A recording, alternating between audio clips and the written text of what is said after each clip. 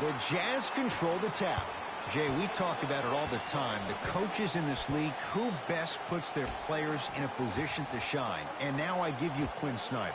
I remember Quinn Snyder, after an ugly loss to Atlanta last year, really made some changes to their system. And here's the thing I love about Quinn Snyder. He recruited me when I was 15 and 16 years old. He was an assistant coach at Duke. The way he spoke to me really got me to buy in. He taught me that it was about being part of something bigger than yourself. And when you buy into what Quinn Snyder preaches, that's how you end up beating OKC in the first round NBA playoffs. Curling in. Yes. And one.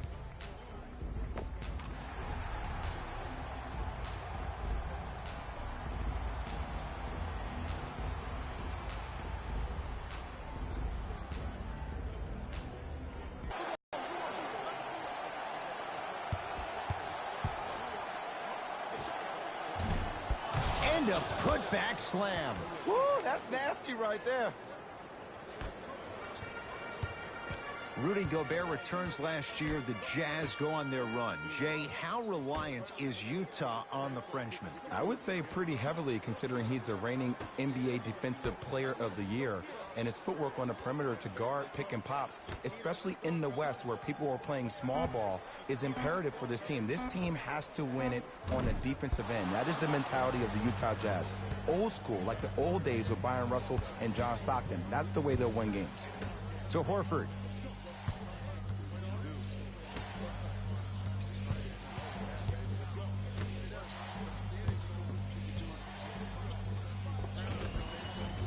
Able to convert inside. Leadership's greatest values occur in between the lines and not necessarily in the box score. And that's the type of leader that Al Horford is. He's the first all-star free agent to choose Boston in decades. And let me tell you this, the legacy of greatness runs deep in the family. His father, Tito Horford, was the first Dominican basketball player to ever play in the league, which goes to show you why Al has such a great feel for the game.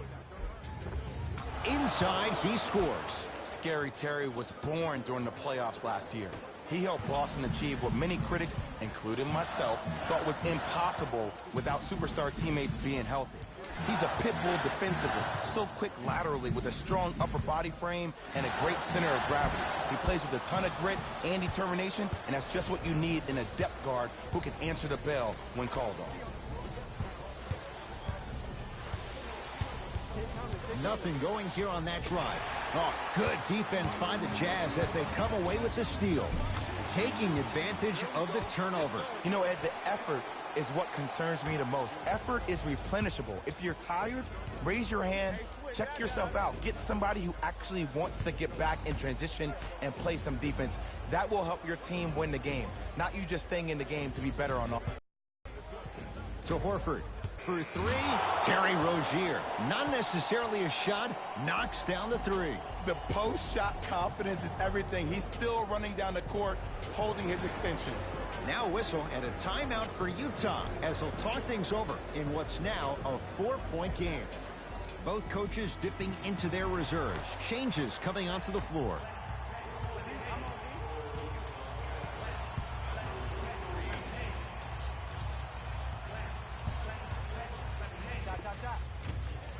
Short jumper won't fall.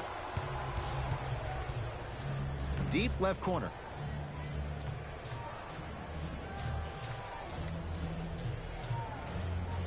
To Horford.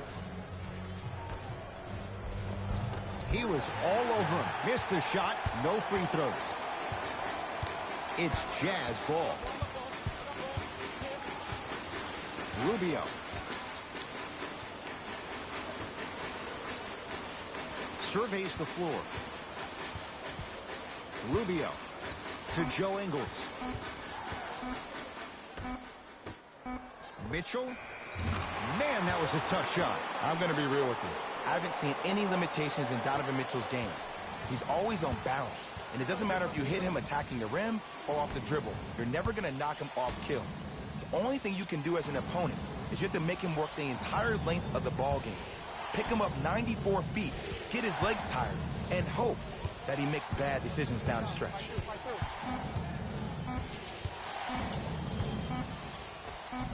There it is, Al Horford. 3 for 3. That's a perfect start. This 11-year veteran has emerged as a uniquely stabilizing force for any team he plays on. He may not ever win a prize for his fiery oratory, but his steady demeanor is part of what makes him invaluable. Joe Ingles to Rubio.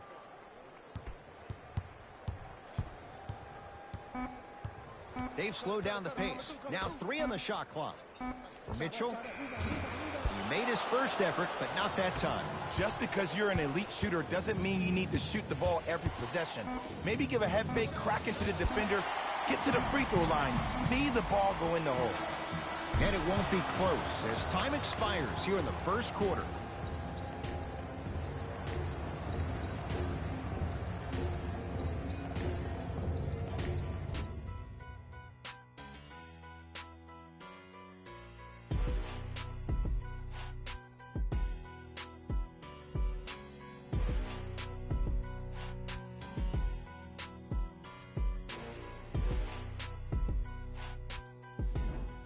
On to the second quarter. Neither team sees control in the first. Some interesting things, though, certainly on display. And when both teams are playing at this level, it just continues to reaffirm that I was excited to watch both of these teams play this entire week. It's been a solid game so far, but this has a chance to be a great one down the stretch.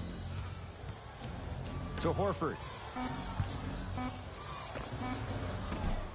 Can't connect.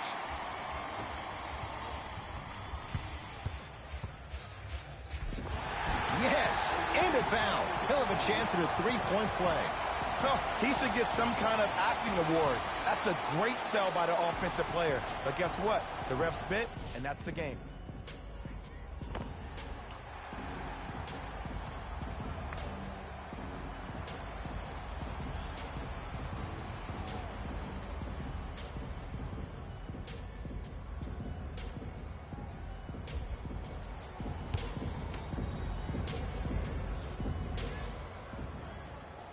Count the free throw as well.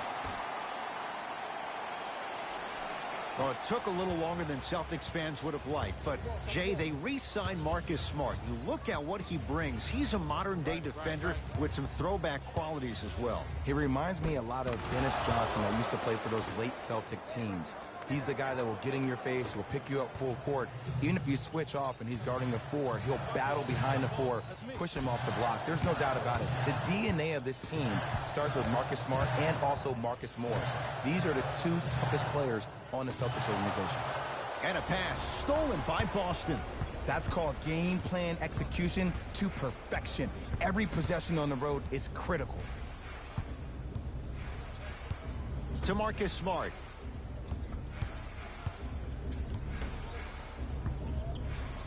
A good defense by the Jazz as they come away with it.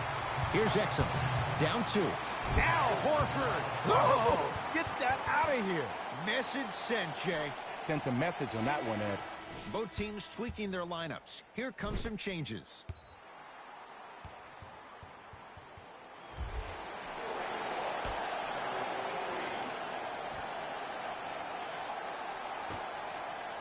Grayson Allen. Big screen right there, big screen.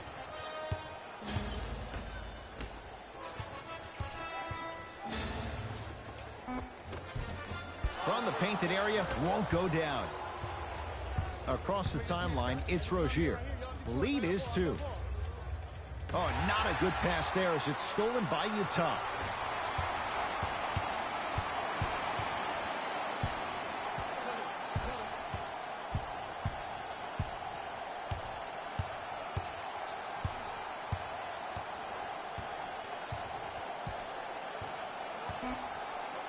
Five to shoot for Utah. To Allen. Gets it to go. The percentage lied with the defense. The shooter strikes that time. I could see the beads of sweat forming when he had to put the ball on the ground there. You still got it, though.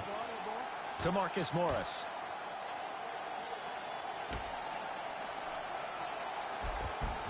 Missed it. They weren't going to give that to him. Nothing going here on that drive.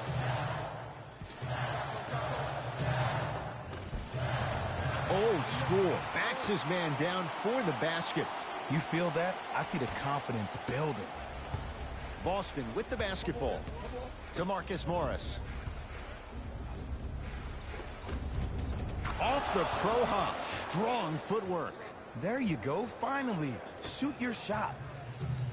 Exum into the front court. He'll run the offense.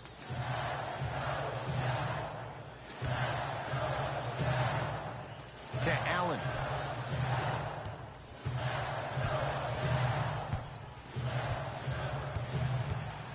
Trying to cash in. Exum unable to connect. We call some of these players practice players. You know, the guys that make 5 out of 10 shots in practice, but then all of a sudden they're not gamers because then they're making 1 of 10. That's exactly what you want him to do. You want him to take those kind of shots. Cashes in for 2. I don't want to use the word streaky, but Jason Tatum tends to score in bunches. Let me tell you how. He's one of the most effective players in the league and most efficient at catching the ball on the move. A lot of players waste time in stationary positions or overindulging in triple threat jabs, but not Jason. He catches the ball directly and goes, which means he's the ideal of smart, decisive basketball.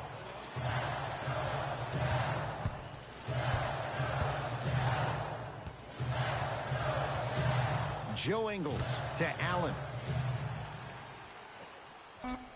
Shot clock winding down. 4-3. Grayson Allen, you know he loves a challenge.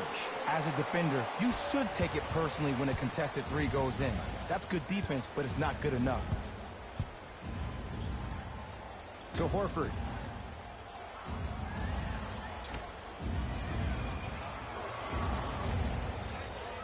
To Hayward. Fine to shoot. Has a chance. Gordon Hayward. That's how it's done. He's finally on the board. Makes his first shot. He went down 5 minutes into his Celtics career. So how much of an evaluation period should Gordon Hayward get coming off a tough injury? Well, with a potential franchise player, you always rather be safe than be sorry. And he needs to pay attention to his body more so than anybody. From a player who personally had a dislocation of the ankle, which is a bone bruise when I was trying to come back and play, that could take a couple of years to heal fully. So Gordon Hayward's ability to make sure that he feels that he trusts his body is the most important thing. And hits the first free throw.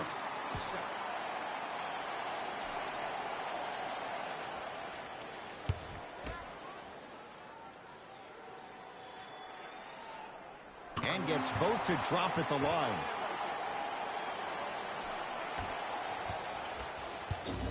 Celtics have it.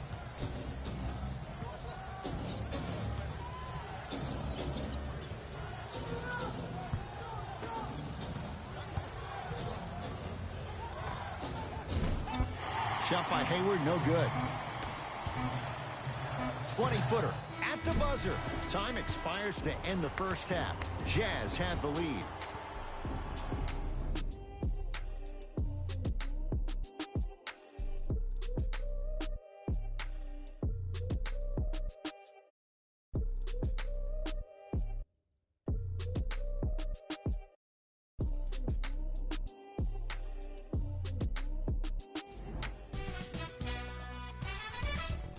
The Jazz are in a tight battle after 2 quarters. And these guys have every reason to feel good about how they scored effectively in that opening half. Great offensive display.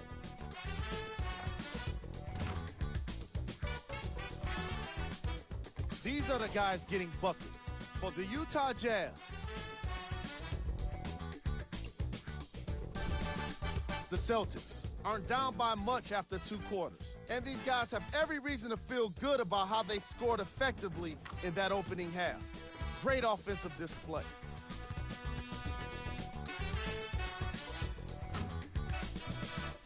Have a look at the leading scorers for the Boston Celtics. And that concludes our halftime report. Thanks for joining us, and see you again after the game. Jay, fun fact for you, of the charter franchises in the NBA, go back to that first season, 46-47. The Knicks and the Celtics, only 2 teams that never relocated. Wow, that's impressive. Can I add another one? How about this? In 2008, when the Celtics won their championship, they needed 26 games to win their 17th title by a twist of fate. You ready for this one? Coach Doc Rivers, head coach of the Celtics, played for the 93-94 New York Knicks team, which held the previous record in the playoff games before with 25 wins. Go New York, go New York, go. Has a look. Ricky Rubio. Small sample size, but making the most of it. He's 1 for 2. Oh, don't see the read, be the read. Ball's controlled by Boston. Horford to Jaylen Brown.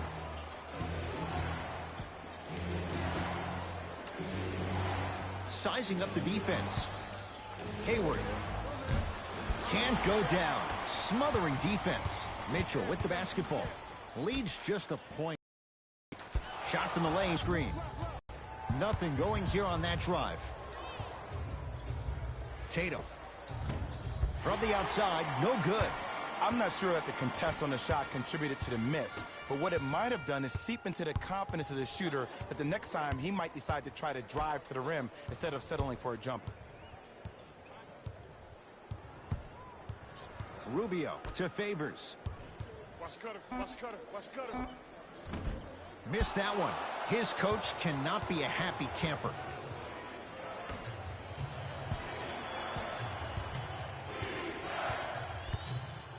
To Hayward. Tatum buries it on the catch and shoot. You know, for a long time, I've been calling JT a young Paul Pierce because of his isolation moves, in particular in tight spaces, with fadeaways, step backs, whatever you want, he has. Now, that came from watching him a couple of years ago play at Duke Fantasy Camp in the summer. He was going against Jabari Parker for 3 days in a row. 3 days in a row. He gave Jabari the business. Now, this young kid was not even a freshman in college and was scoring any way he wanted to. And you knew that he was destined for success in the league. Danny Ainge got the steal of the draft. Celtics have it. Hayward kicks it around the perimeter to Marcus Smart. Beyond the arc for 3. He took the bait and he hits. Yeah, and what we're seeing is a brilliant offensive display. You have ball movement, player movement, and great shooting to top it off. You get those 3 things going, you're going to be a dynamic offensive unit. Rubio.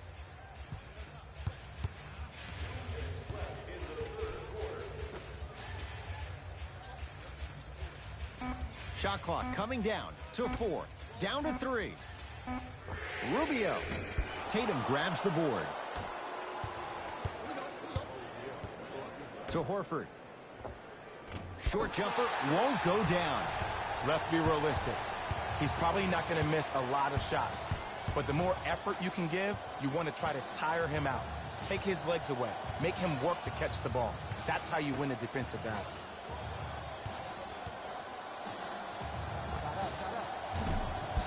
Shot by Favors, off the mark. Oh, I see how you're playing this chess match. That's what you keep doing defensively. Keep baiting him and luring him into shooting that jump shot. Exploit him. Jazz will take a timeout. They'll catch their breath in what's now a 5-point game.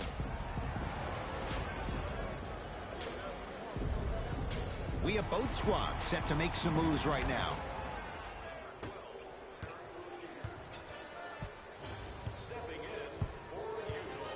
Rubio.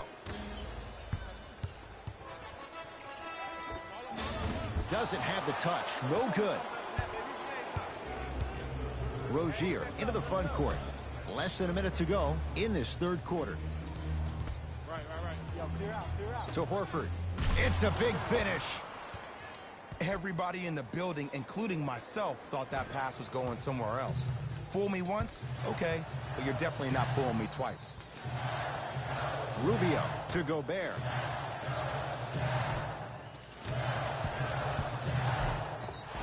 Yes, and the foul. And a chance at 3 coming up. So many times we get on the defender for quote-unquote letting the offensive player score on an and one. Sometimes there's a lucky bounce, but more often than not, it's the offensive player who makes the play happen despite the defender's best intentions. And he can't convert the free throw. Rozier with it. They can get a 2 for 1 if they hurry. Trying to cash in. Deep 2 there. Won't go. Here's Rubio up top. The deficit now up to 5. A bad pass, and the Celtics have it. And the Jazz have it. They've cleared the rebound.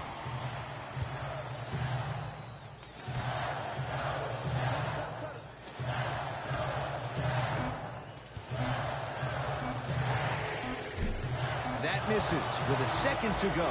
Third quarter comes to an end with the Celtics in front.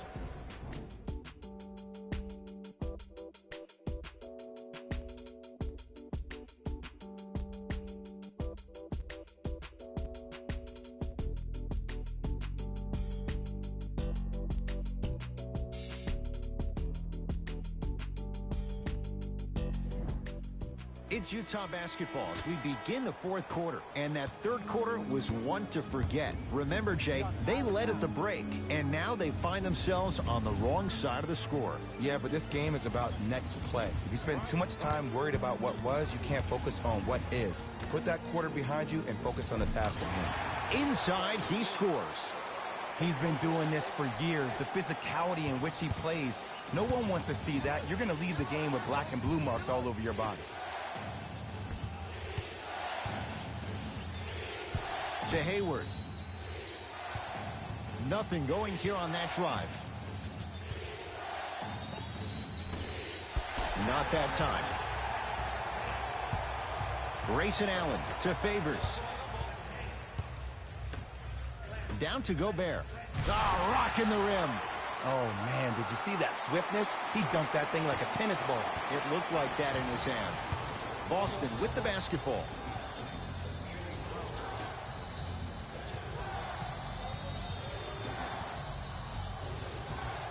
To Hayward.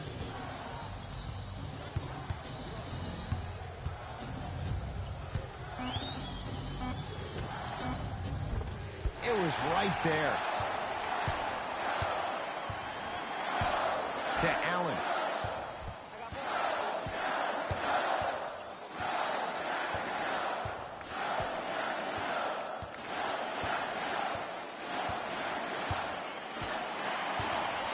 The Jazz with 4 on the shot clock.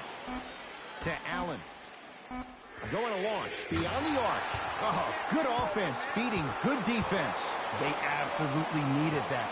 Great job by the offense to be poised and create a shot to pull ahead.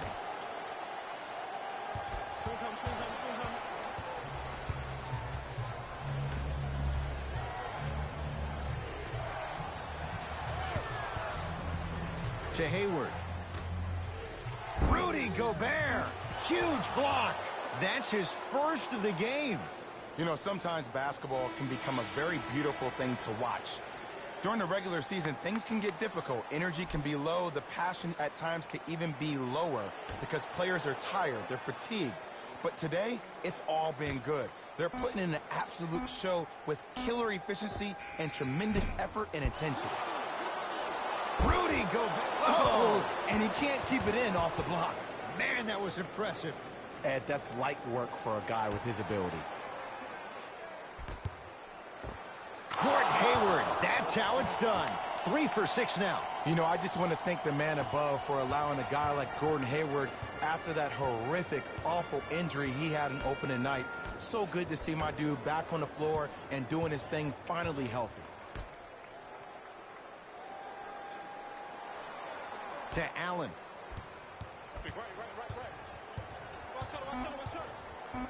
Shot clock winding down.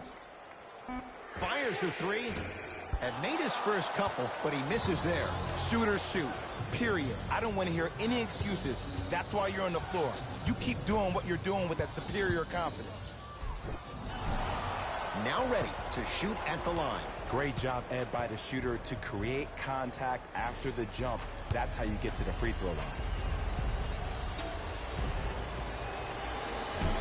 First try, no good.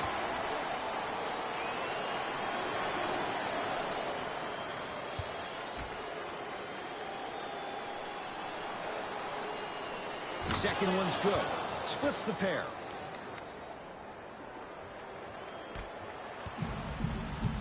Mitchell with it up top. His guys now down by a point.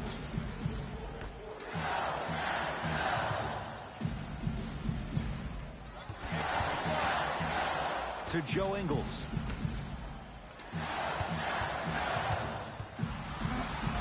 Down to 5 on the 24.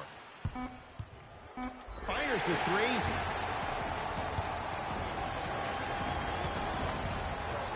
Joe Ingles at the line. Knocks down the first.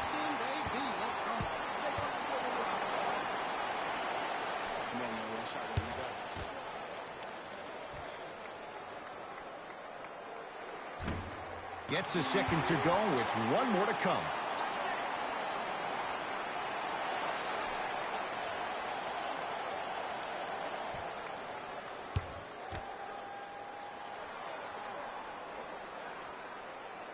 Knocks down all three at the line.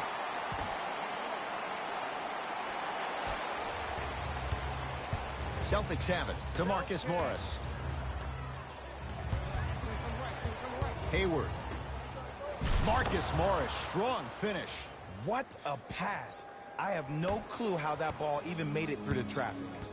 Mitchell with the basketball. All tied up, just underway in this fourth quarter. To Joe Ingles.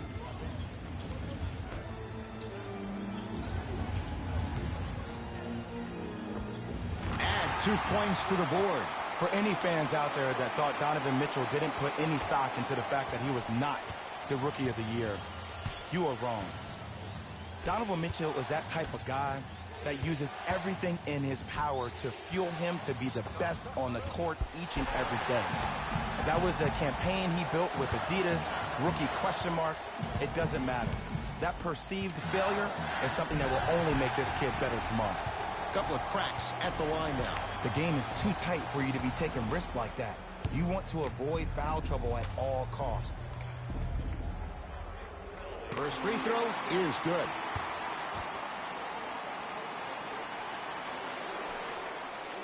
Goes 2 for 2 at the line.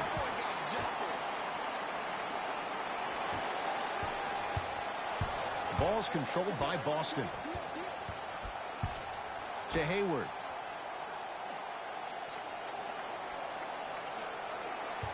Probing the defense.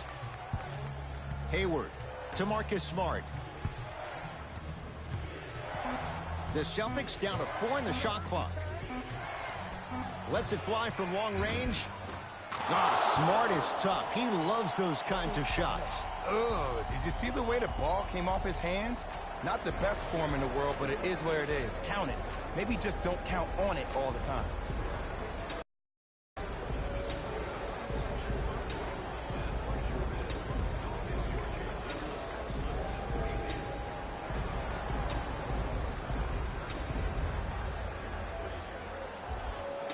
The opposing coach is going to counter, make some changes of his own. Here's a tie-up and an intentional foul. That means free throws coming with a little under 30 seconds to play. Some players are built to handle these moments. On one end, you just sparked your team, and at the same time, you also got under your opponent's skin. Just want to manage through the emotions here and not take it too far.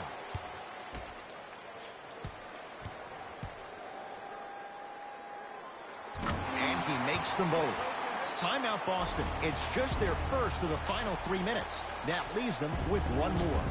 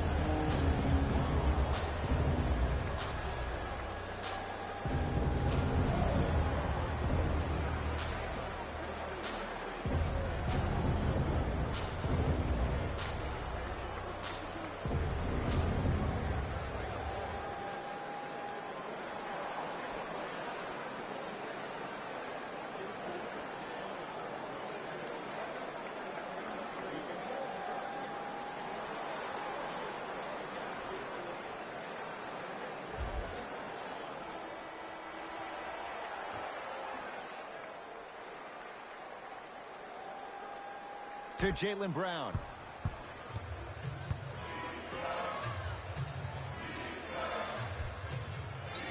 Hayward. to Marcus Smart. Oh, nice find for the basket. Contact on a drive can be a beautiful thing.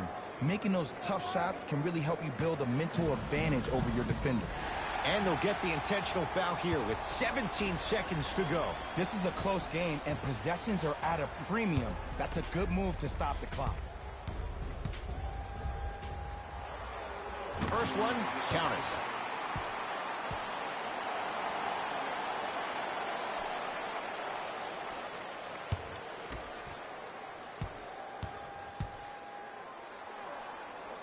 Able to convert on both free throws. Play is stopped. Timeout Boston. They're going to have to draw something up for an open look at a three.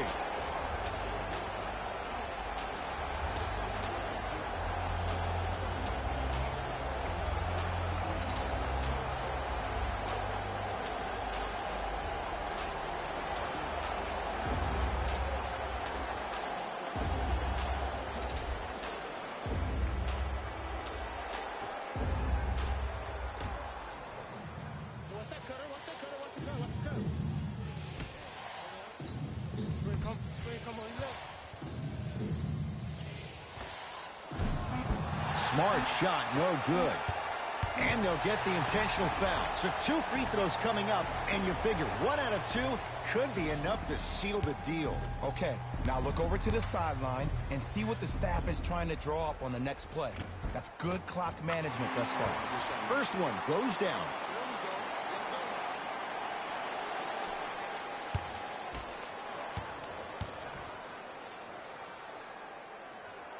Goes 2 for 2. Late heave to beat the buzzer. It's the Jazz who come away with the victory as they take care of business at home. For Jay Williams and all our crew, I'm Ed Cohen saying so long for now. This has been a presentation of the NBA on EA Sports.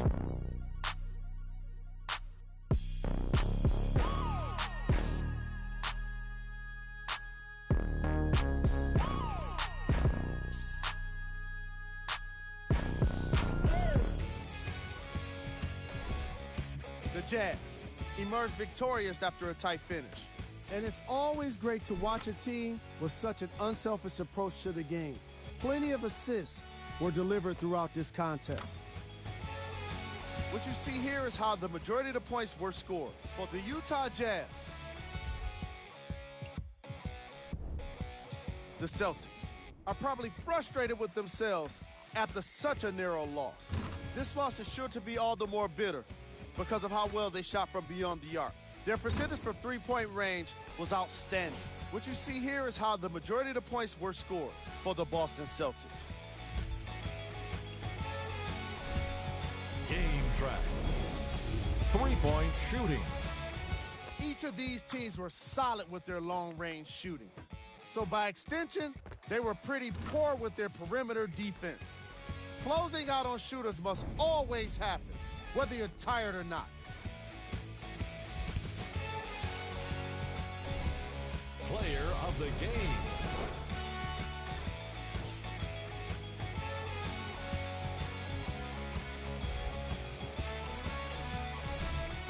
Who was cold?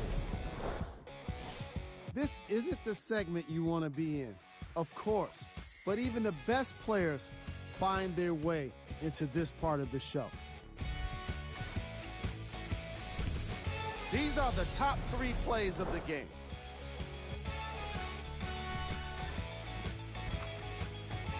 Number 2.